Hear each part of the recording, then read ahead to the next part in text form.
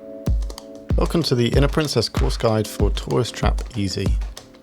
In this video we'll cover holes 1 to 9, exploring the different approaches available in each hole and taking a look at the risks and rewards associated with each. Tourist Trap is set on a rocky island in the middle of the ocean. It's a sunny day, you're playing on a welcoming green mat, and the holes are built around jagged rocks and shipwreck-themed strategically placed pieces of wood.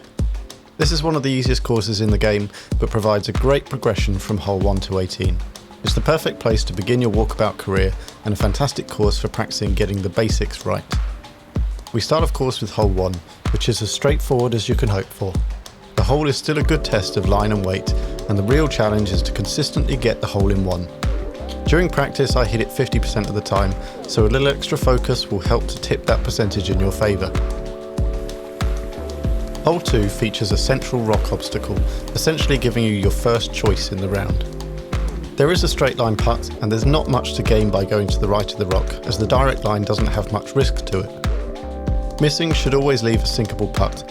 In test I got the hole in 1 here about 40% of the time, and made the 2 on the remaining 60%. This gives an average of 1.6 shots for this hole. Number 3 gives us the first hole we encounter without a direct route to the cup. The putt goes uphill at first before rebounding off the wooden block angled towards the hole. In order to get the hole in 1 you need to aim towards the left edge of the obstacle, but this risks leaving you stuck without a 2 putt if you happen to miss to the left. If you don't sink the hole in 1, you're left a pretty certain 2 putt here, so it's really not worth risking the hole in 1. In test, the average for this hole was 2 shots. At first glance, hole 4 will appear a lot more complex than it is. The hole starts by picking one of 4 gutters to aim for, which crisscross on a path down towards the cup. The left tunnel is the shot of choice here, which should take you to within a safe putt distance from the hole. If you're lucky you might get a flick off the tunnel or a lucky bounce, which makes the hole in 1 possible but not likely. All 10 attempts at this hole scored me a 2. A good way to think about hole 5 is that you're playing hole 3 in reverse. This time you're aiming for the wooden block before making your way downhill towards the cup. To stand a chance of getting the hole in 1, you have to aim for the left edge of the wood, but this again carries the risk of missing it altogether and dropping into the ocean. Hitting a safer shot will still take you downhill and to within a safe putting range of the hole. Take the easy 2 and move on. Hole 6 is the last hole on the front 9 played outside and heads towards the opening of a cave inside the main central island rock. It's the first hole so far to feature an obstacle to work around, which comes in the form of a water hazard with a temptingly curved edge. The alternative to using this edge is to head towards the jagged perimeter rocks, which add an element of inconsistency to the route. In most cases, playing to these rocks will leave you a sure in for 2, so unless you get an unlucky bounce or you overhit, it's going to be a 2. You could also get a lucky bounce for the hole in 1, but it's a rare achievement. If you're feeling daring, you can use the curved edge of the pond to redirect your ball, and you can even play in and out of the water with enough practice to try for the show-off's hole in 1. The average of all 10 attempts at this hole was 2 shots. Hole 7 brings us into the cave for the first of 3 fully indoor holes. To get to the cup you have a choice of 2 routes. Option A is further from you, but delivers your ball close to the hole. Option B is closer to you, but delivers you further from the cup.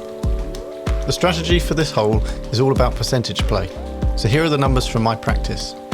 Playing option A with the longer first putt, I averaged 2.7 shots per attempt. Playing option B, I averaged 2.67 shots per attempt. So, going to the right is a slightly better option for me, but there's not much in it. Hole number 8 starts with a test of your putting weight. Leave it too short and you have no route to the hole. Go too long and your ball falls off the mat and goes out of bounds. If you judge it correctly, you still leave a challenging length putt, which will be a test of your accuracy. Getting the second putt in is the real make or break for this hole. In test, I averaged 2.5 shots per attempt. The final hole of the front 9 once again gives you 2 options, an easy route and a harder but more tempting route. This hole is a dogleg left with a scattering of obstacles and a perimeter of jagged rocks. The alternative is to walk or roll the plank. This second route gives you a straight line to the hole in 1, but keep in mind that at this distance, getting it across in one piece is not a sure thing.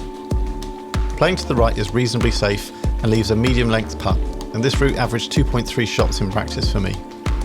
Playing over the plank averaged 2.4 shots because of the potential out of bounds.